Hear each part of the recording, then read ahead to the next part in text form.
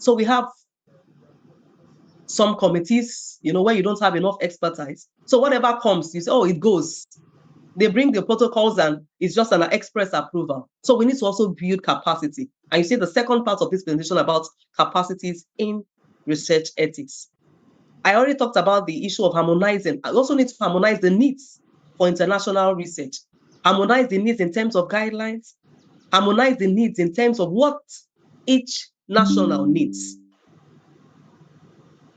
Another issue that is affecting the oversight of our regulation, particularly the ethics committee, is review fatigue. Review fatigue. You have so many protocols to review with very few persons.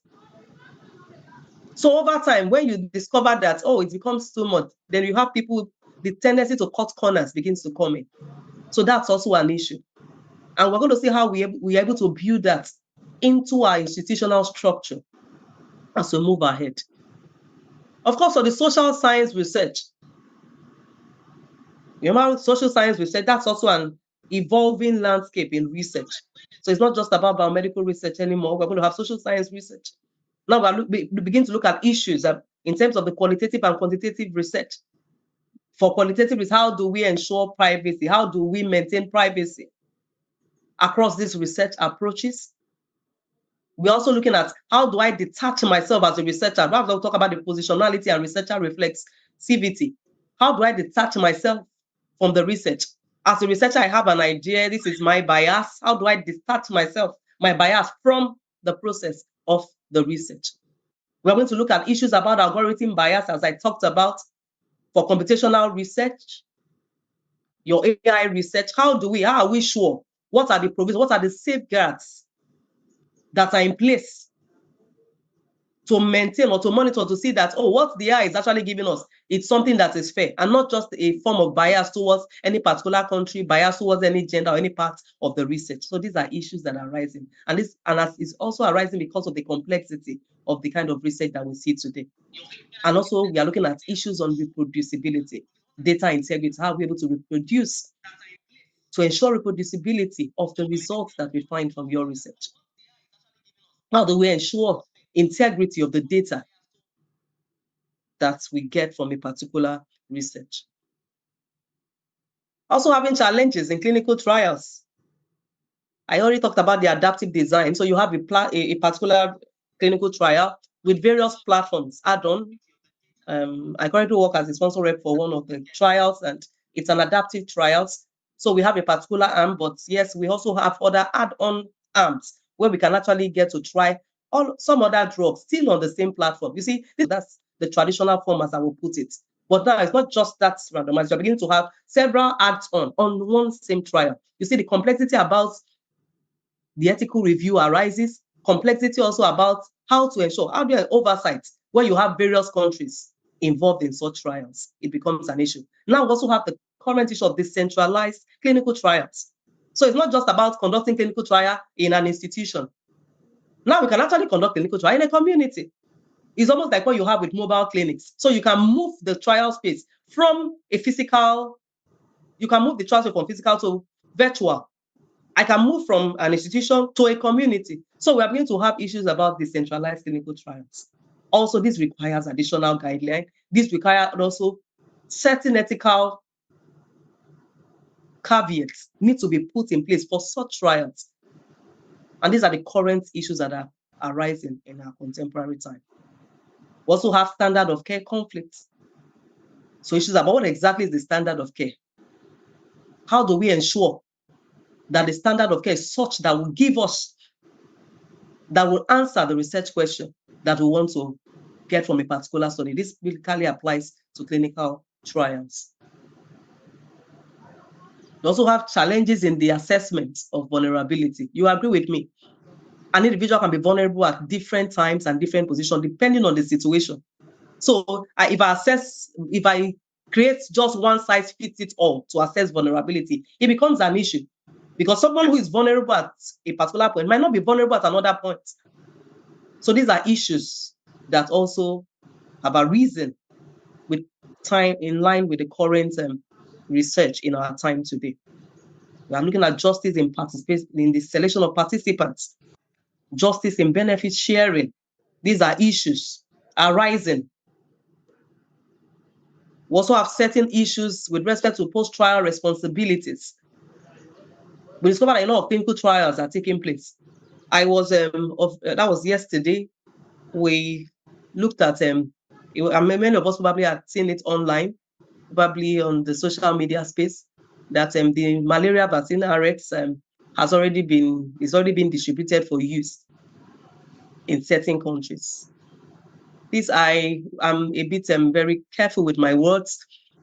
As much as this vaccine is distributed, but I'm asking myself, I probably, when this vaccine was tested, of course, you can't talk about malaria without looking at Africa. Obviously, that's the seat of it. So probably the trial took place in Africa. But now the benefits of the trial has come. And I'm wondering how many of the countries in Africa have this vaccine distributed. How many of the countries? Oh, you probably have one of you, but I'm sure a lot of countries were involved in that trial. So these are issues that, is beginning to come, that pertinent issues that are rising. The access, how many countries? At the end of the day, we involve, how do we get access to the proceeds of the interventions which we're part of? Follow-up obligations. Is it, trial is over, that's the end. Are there provisions for long-term follow-up in this trial? What are the data sharing requirements? Data sharing, this is very important.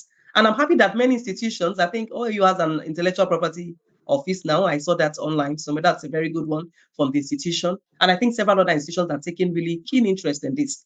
So we need to look at data sharing, very important, because data is everything. So you don't just do research. Actually, now this is coming up because we are beginning to have, like I said, a lot of multinational research.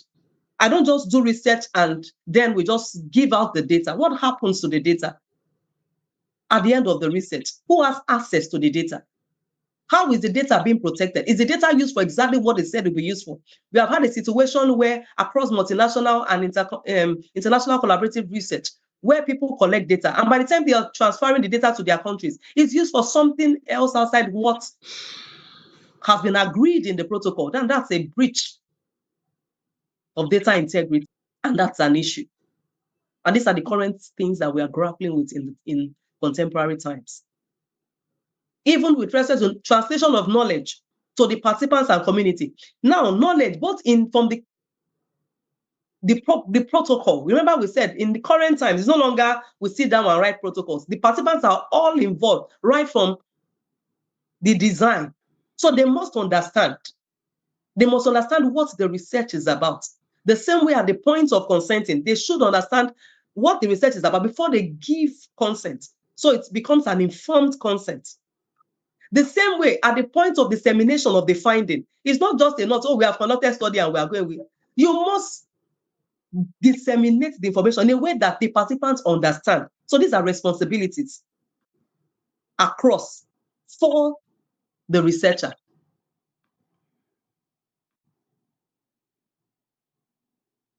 Then also have issues for genomic research. The challenges you see is cutting across various types of research. For genomic research, we announce issues, the challenges. Is it possible that the participants can be re-identified, even though they have been anonymized? These are challenges, these are issues that are rising.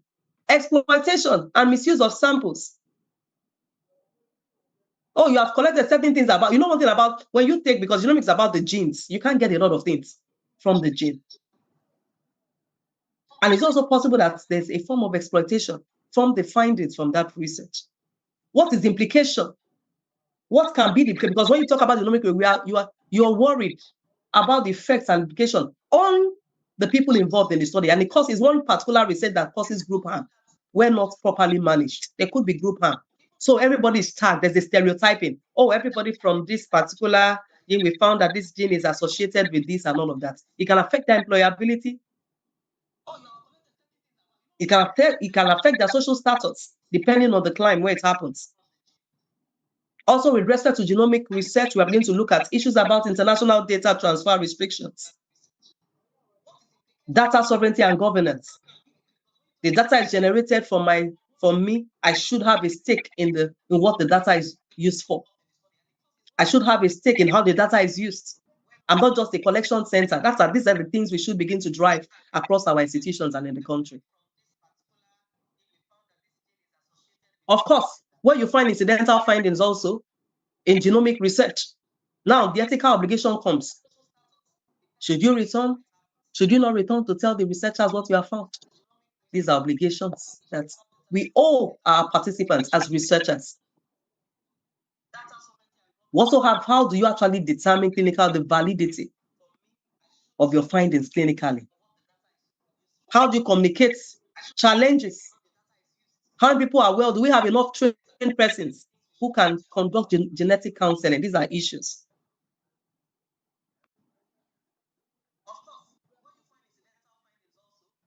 Now, for future unspecified research, like we have during biobanking, we're also looking at what is the best consent model. Yes, although most times we use broad consent, but is that the best model? What's the best consent model? So you see that consent model, unlike being rigid in traditional research, in current contemporary research, it's evolving. It's evolving. Issues are arising that even in biobank governance, that there must be community engagement, very important. So it's not just, it's no longer we just collect samples of participants and we put them in a particular location, in a particular storage and all that. We are going to say that we must engage the community. When it comes to benefit sharing, commercialization of the use and the proceeds of research, these are issues that are arising. It did not arise before now. But of course, because of the kind of complexity and the kind of research that is beginning to take place now, people are saying, no, we want to understand. We need to know, how will the benefit be shared? And these are things that we should discuss with those who are going to be involved in the study. Not just, like I said, from start to finish. The institutions, the participants, this must be very clear. And of course, for community-based research, like I said earlier, the issues, majorly you have issues around exploitation. So the participants may become subjects of exploitation. It's very common. We can also have some structural barrier. Remember that you're coming from the university, you're coming to conduct study in the community. Of course, there might be a lot of barriers across knowledge, and this must be broken. Decision-making, currently, we promote shared decision-making models. So it's not just about the researcher taking the decision for the community, but it must be shared. So both the researcher and the research participants, they have a major stake in the decision-making with respect to any form of research. This is the current reality in our time. Also, capacity building, very important. So when you go conduct a study in a community, please don't leave them the way you met them. There must be there should be something that the community should benefit from. And they are benefiting from the research directly or indirectly. There are times where research obviously have been conducted in a particular study and a particular community. And at the end of the day, you have maybe you have construction of a school for them. You conduct research about a particular need, something that is missing in the community, and you conduct a research and you go. The ideal thing, ethical practice should be, you go back and see, how can I add to this community? So when we conduct research in community, the overall goal should be that we don't leave them worse than we met them. We should add something to that community. Also, another contemporary issue in our time, this was very real to us during COVID-19. Research during pandemics. How do we select? Now issues are, what's the criteria? How do you select those that will have access to the vaccine? The participants, they're going to do a trial with the vaccine in the case of an emergency situation. How? What's the criteria for selection? Now we're going to have emergency use authorizations. Yes, this particular drug has not passed through the entire state, but we have an emergency at hand. Do we keep our hands? We fold our hands until the particular vaccine or the particular drug goes through the entire process of a clinical trial before we can use. So issues about emergency use authorizations are coming in. If we have conducted a phase 1, we can actually test, let's use. Because we actually have an emergency. So these are all, before now it's not been like that. We want to go through the entire phase of the trial before we actually get to the use of that particular drug or depending if it's a medical device and all of that. But now, in the case of pandemics, you don't go through that process anymore. In the case of pandemic, I'm going to talk about accelerated reviews. Yes, the review process goes through A, B, and C, but we have currently an emergency at hand. So we can't say, oh, this is how we have been doing it. We must quickly change our process. But in the process, the most important is that to change the process, we are ensuring that the participants are not put at risk in any form. We're also looking at the issues about data sharing during emergencies, public health emergencies. How do we share data? Because, of course, data is very important because you need data to take decision, informed decision about probably the control of that. If it's a disease process, the control of the disease, you need to take decision about preventive measures to implement either at subnational level or the national level. So these are issues that are very important and have currently arisen in contemporary times. Now I go to capacity building. I decided to use this particular image because it depicts everything that capacity building talks about. It's about learning, it's about experience, it's about knowledge, it's about skills, it's about growth. It brings growth. It's about training, about competence. And we discover that it's important. It's becoming increasingly important that we build capacity in research ethics. And I'm happy for this platform that has been provided by the Manuscript Writing Hub to actually build the capacity. So I see Manuscript Writing Hub as also a vehicle to promote capacity building in research ethics.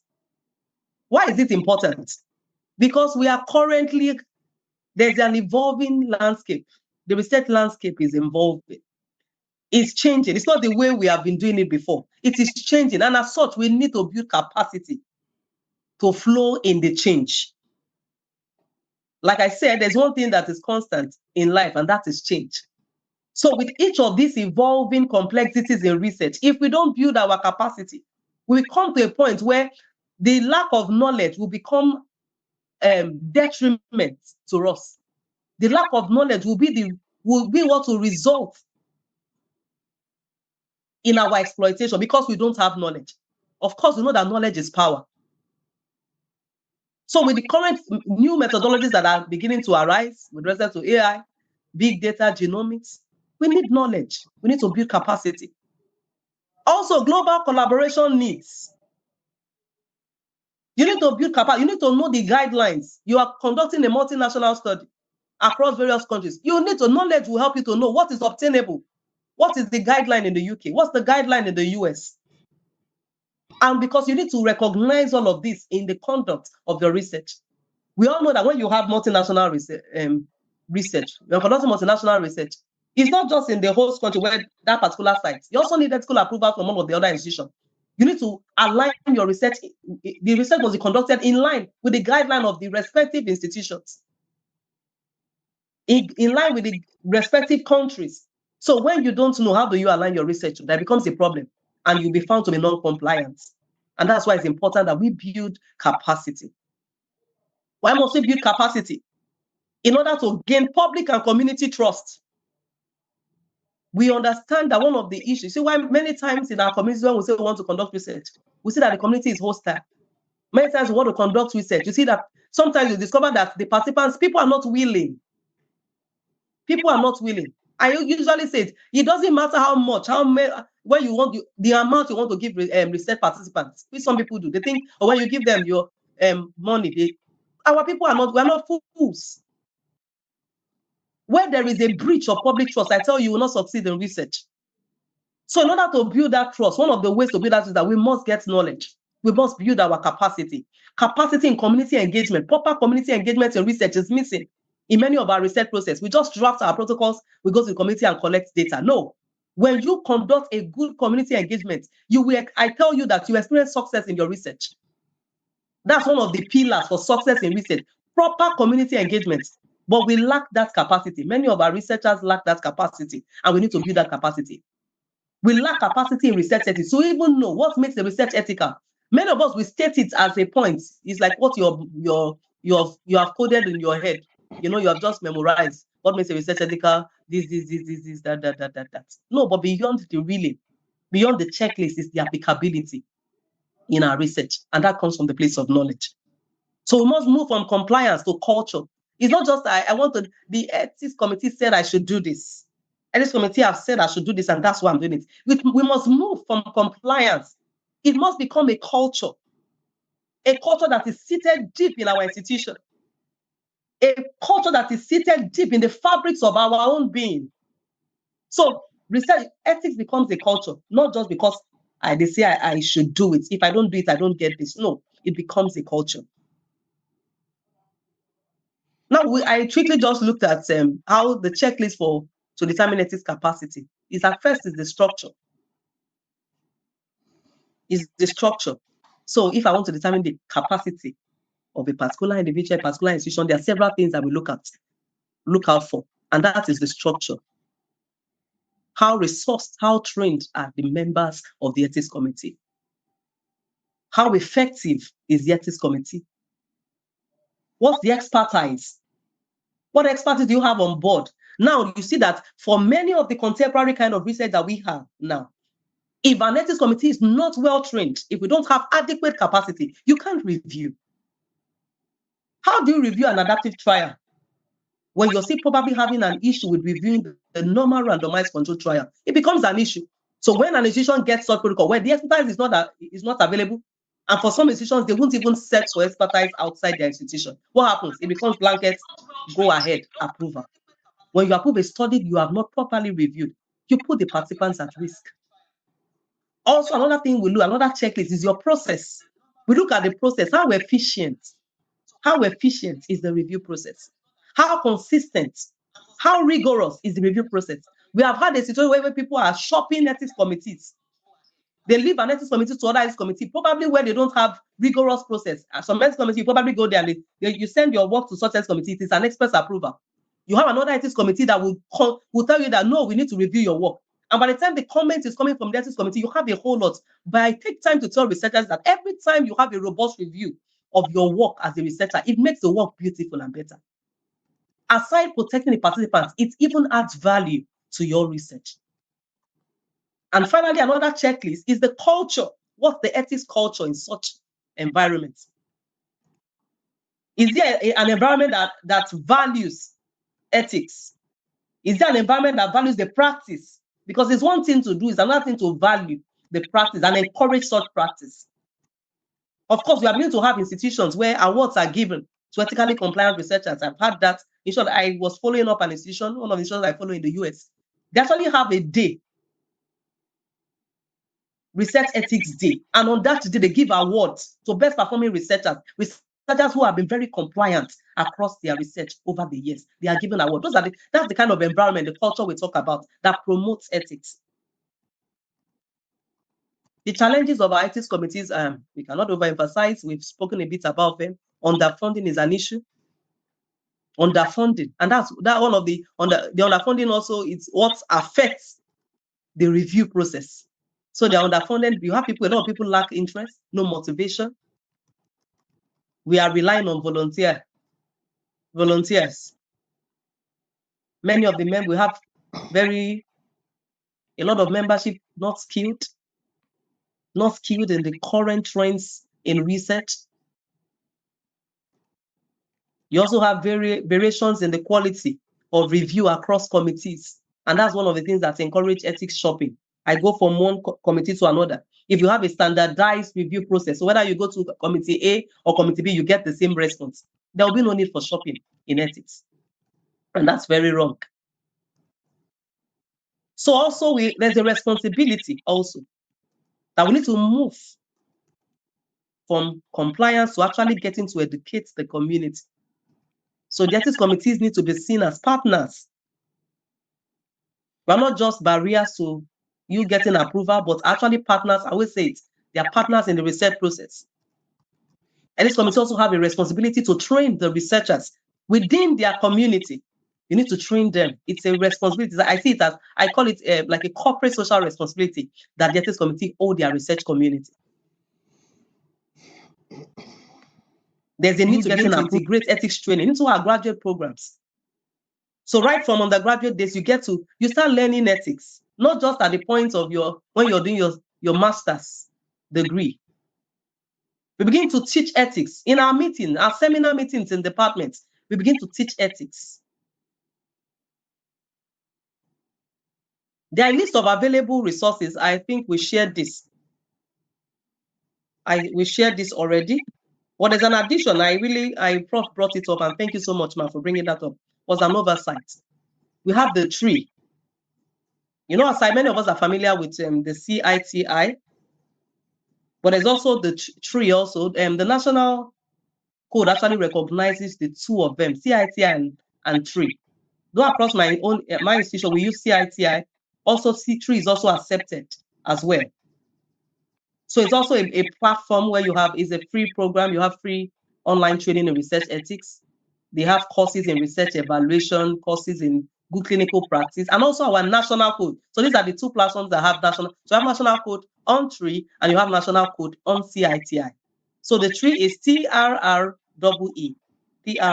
I'm going to send it and put it on the platform. TRREE. So it's also another, aside the ones that I've listed here. Of course, many of us are familiar. We also, University of Leeds also run a course in Introduction to Research Ethics. WHO has a research ethics online training that is free, so you don't have to pay for it. The ASORI also, Office of Research Integrity, you have a free online course also in responsible conduct of research. It's free of charge, you don't pay for it. Skylink has a workshop, it's annually, but though the advert for this year has not come out, it's usually a paid workshop also in also research ethics. EDCTP also conducts, they have a research ethics courses for those, the grant funds from EDCTP. Of course, the Springer Nature Journal also has a course on research ethics for editors. It's free also. Also, you can also access that. So we come to, I'm rounding up my presentation, is how do we build a culture, an institutional ethics culture? First is that it starts from the leadership. We must have leadership commitment. Leadership commitment to building an ethics culture. So the leadership of every institution should champion ethics, should champion it from the communications to policies. So they must have good allocation to the ethics. As part of their annual agenda, their annual budget, what is the allocation to ethics? It shows your interest in ethics. So we must begin to have leadership commitment. We need to reward ethical practice that I said earlier. We should have policies. Now you discover now we're having a lot of contemporary issues in research. We're having AI research, based research, but I'm beginning to ask how many of our institutions have policies of how to handle AI research? Even to collecting data, online collection of data, how many institutions have a policy with respect to that? Of course, that has taken over the routine paper-based data collection. But how many of our institutions have SOP? How many of us have policies in place? So that's where the leadership commitments come into play. I've talked about the policies also. We also have supportive environments. There's a kind of environment that allows, that promotes ethics. An environment where you have reporting channels. So you have whistleblowers. So when you notice anything, you have a place you can go to where your information, you share what you find, and it's not used against you. So those are kind of environment that supports a culture of ethics. And where those that also err, they have punitive measures in place. Where there are no punitive measures, that means you're promoting unethical practice. And this has to stop across our institutions.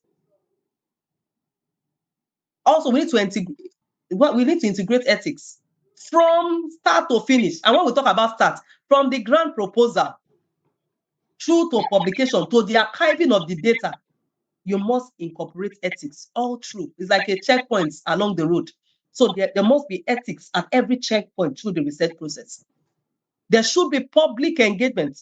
All the stakeholders that are involved is very important. Stakeholder engagement is very, very important. And that's one of the ways of building public trust. When you involve all the stakeholders in your research process, you build public trust in the long run. You must build capacity I talked about that earlier, build capacity and identify the specifics with respect to each country, with each institution. Especially now that we begin to have a lot of international collaborative research. In terms of protocol development, I've discovered that many of the protocols that come in terms of international collaborative research, because I'm involved in some, you saw some of the protocols are, everything is written from those colleagues in the north, and it is thrown down to the south for implementation. No, it shouldn't be such way. It shouldn't be that. You must be part of the protocol development from the beginning. Why is it important? You can bring in the specifics with respect to where you are coming from. You don't expect somebody in the US to begin to think about what obtains. You know the specifics of what obtains in your setting. And that is communicated in the protocol. The necessary stakeholders are involved in the drafting of that protocol. It's not the kind of you throw down protocol developed from the north, thrown down to the south. No, that does not encourage a culture of ethics. And of course, the high income institutions and countries, they also have an obligation to support the ethics infrastructure. I remember across our institution where I work, when we started, we didn't just start to become what we are right now in ethics, but one of the researchers took a lead, and that was very commendable. Oh, we got to a particular point. The ethics here is not strengthened. It started by training. So a lot of people were sent for training in research ethics across various departments. They came back, they started replicating the same thing in their. You see, that's an environment that promotes ethics. So when you have fund design for international collaborative research, it's not the funding. Let's stop. You get probably your stipends every month as an investigator, and that's all. Let's begin to insist on capacity building for our institution beyond collecting money. Let's insist on capacity building, because that's one thing I think nobody can take from you. Capacity building in ethics. If you have an institution and the ethics committee is not strong enough, as it were, as you're getting your grant and all that, please include as part of the requirements also capacity building for the ethics committee. But I noticed that many researchers also get comfortable when they have an ethics committee that is not not very efficient, because they feel that everything can go through with such ethics committee. In the long run, we are not helping the system. In the long run, we are not helping to promote a culture of ethics. Yeah. We must invest in capacity. I'm rounding up. Okay. And just to end up as I go is that we must embrace change. That's just a fact. We must learn from experiences and grow stronger. We must focus on the future and seize new opportunity. Just as the changes are taking place in research currently, we must embrace this change and we must seize it and see it as an opportunity for us. These are my references. Thank you so much for listening. Yeah, thank you. Thank you. Thank you very much for that insight into contemporary issues in ethics. First, let me apologize to those joining from YouTube. We're not able to join early. We're not able to live stream early, and when we did, we couldn't display pictures, so they couldn't see the slide of the presenter. Is due to some logistic challenge with live streaming that we did not foresee. But we'll definitely upload the recording of the session on the YouTube so that everyone can get a glimpse of what was presented. With that, our time is fast spent, but we started it quite late, so I would plead your indulgence to stay 3 to 4 minutes extra. So, Dr. Gwetere, we have many questions to answer within short period of time, so I'll just speak as many as we can take. I'll start with the first one here. Is there any research that can satisfy all these ethical requirements 90%? I'll tell you no. But to an extent, there must be the intention for you as a researcher to see that your research aligns with those requirements. That's the much I will be able to say. Okay. Yes. Thank you for that completely concise response. Certain, yes. But it's the intention of the researcher. That's what is very important. You have that intention to see that your research aligns. But while you are making that intention, along the way, you discover if you are not and all that. Forgive yourself and move ahead. Yeah. Yes. So someone wants to know how to get participants involved in protocol preparation. I know that's an area of research. Yeah. Okay. Yes. So how do you get participants involved? Remember that before you draft your protocol and all of that, you probably do a feasibility assessment for your research. So that is the point where you get the participants involved. It's not like it's not like calling them to a meeting, they all sit down at the round table. So I'm going to conduct a study across a group of participants. So members of that group, I can engage them in a discussion. That's part of getting them involved. But what do you see about this? What are the current issues that you're having? From the insight from them, you discover that it's going to help your protocol development. You probably get a new insight to what you were thinking, because you were thinking it within your own lens as a researcher. By the time you're getting the input from this research, those who are your prospective participants, it adds a lot of insight into your research work, and you're able to bring in specific content that relates to them in the design of your protocol. So it's not necessarily that you are calling them for a meeting in Abuja to sit down together and draft the protocol with you. So that's the way you get them involved. All right. I'll take two questions together. The two of them are talking about how do you impact the community where you've done research, given financial limitations. Somebody give an hypothetical situation in which three communities were used for a research, but in terms of capacity building or giving back to the society was done in a single community because of financial constraints. So they want you to speak to giving back to the community where studies are carried out. All right, thank you very much. This is something I'm very passionate about. Maybe because I'm a community medicine physician, I don't know. But I say that, like I said, and I say it again, you must not leave the community worse than how you met them. Depending on if you don't have a grant for your study, there's very little you can do. But if you have a grant, right from the drafting, the proposal of the grant, you incorporate this into the grant proposal. So if you are able, within what is available within the finance, the budget for your grant, for your study, what you get can only suffice for one community. That's fine. It's better than not doing. But the most important is having it in mind that I want to give back to this community. Sometimes the giving back to the community may not be necessarily monetary. It could be giving knowledge. I conducted a study and I found out that there is paucity of knowledge. The knowledge score very poor in this area. I don't just go and publish my work and sit down there and that's the end. I might find a way to go back to that community to get them to know. That's also giving back to the community. I hope I answered your question. Absolutely, ma.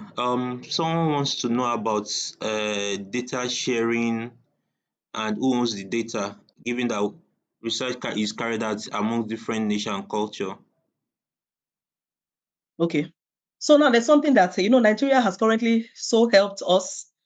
It has become so easy with discussing issues about data sharing. Why? So I want to refer you, I will put that up on the blog. The General Data Protection Regulation for Nigeria, 2023, GDPR 2023. General Data Protection Regulation is currently, that's what, for all those of us who are involved in international collaborative research, we'll refer you to our guideline. We refer you to that policy. Oh, this is what Nigeria says. This is what Nigeria, and you have very beautiful measures in place in that document to actually get to protect data. So we are no longer just saying it like what should be. We now have a policy that actually strengthens that for us in Nigeria. So I refer you to the General Data Protection Regulation 2023 for Nigeria. Yeah, thank you very much, man. There are requests to share the links to those capacity building. Okay. Yes, I will. I will do a detailed list. I'll just share it on the blog for each of them. I've done quite a number of those courses before now. So, and maybe additional ones. There were additional I didn't list here. So I also use the opportunity to share that with you on the WhatsApp blog. For that, there's a long one here that I've not gotten a grasp of. Okay, let me read that and take it as the last question. I have a research to conduct and I use minimum number of laboratory animals for each group. At the point of the university ethical committee, the committee asks that a group must be removed to help animal rights. Removing a group will change the whole idea or goal of the research. What does this researcher do at this point? Most researchers just comply with their review just to get ethical clearance. This can be frustrating at times for review when reviewer is not the same field as the researcher. No amount of explanation can change them. I'm sure a couple of people can relate to this as well. So I want to say that where the researcher is not in the same field with that should never be an issue for an ethics committee, because the ethics committee is a diverse group of experts. So you have experts across various fields. And it is also the ethics committee has the responsibility where you don't have the expertise on your team. You can seek external, it is allowed. You can seek for external review for that area. Even the national body does that. They don't have all the expertise on the National Ethics Committee. Sometimes they send reviews to some people across institutions where they know these people are experts in this area. Now, back to your question. Where the Ethics Committee says you have to remove the group, and you think it's important for you to answer your research question, then you need to actually seek for engagement with the Ethics Committee. Yeah. Engagement not in paper or not in mail. Yeah. Engagement physical. But sometimes it works. I've had that. Many researchers have done that. By the time you're engaging me physical, probably it can even be over a video conferencing or maybe through Zoom. but I'm talking to you and be able to explain exactly. Sometimes the writings as I speak, it might not be able to explain everything that you mean. But however, as much as possible, your protocol without seeing you should be clear enough. But sometimes we see that not the case in some research. So you might want to seek for engagement with the ethics committee, physical or virtually, through any of the virtual links and means to actually talk about your research. That might change it. And if after that the position of the ethics committee change still remains the same, then it's probably need that you might need to remove that group. Because I think if you've adequately explained and all of it, that sometimes you actually get the explanation done and everything changes. It's we didn't get this part of the work. Oh, it can stay. So that's what I would advise, that you engage the ethics committee properly. Yeah, and I think I can relate to that. My research group have had calls to visit the ethics committee to give explanation of what our trial is all about and all of that. And it was very helpful for both team. Yeah, so Exactly. yeah, so I think with that question, we can round up the session, the 4 weeks training program for this year. And I'm sure it has been an enlightening and fruitful one for everyone, including myself. We have had 4 weeks where we moved from what ethics is all about to today when we discuss contemporary issues in ethics. And let's note that this is not the end of learning ethics. And I'm happy that many of the participants are interested in getting more lectures or training in ethics. Just last week, I bought a book on the basis of bioethics, trying to get more knowledge about ethics. So it is a whole field of its own, and there are different areas to learn and keep engaging with to improve oneself. For those who are registered for this course, who have met the criteria for certification, one of the things we also do is that beyond the training that we're given in this course, you'll also be required to do some ethics course online that you will complete before you are certified being trained by us. So the instructions on how to get certificate and all of that will be passed on the WhatsApp page. And for our YouTube participants, again, I apologize for the challenge we had today. I do not think there was any question. There was any question on the YouTube. Just let me check again. No, there was none. So thanks for participating and joining us for the course of the 4 weeks program. Our next training program is going to start 7th of February. For those who have registered for the course, a link has been sent to your um, email to join the WhatsApp group, which will be closed shortly. So once it's closed, you can only join through the YouTube channel. Thanks for everyone for joining our training program. And apologies for taking extra time this morning. It was due to the challenge we had. Let's have a beautiful weekend and see you 7th of February when we start the training on quantitative data analysis. It promises to be a very interesting and engaging one. Thank you, everyone, and bye. Yeah, thank you.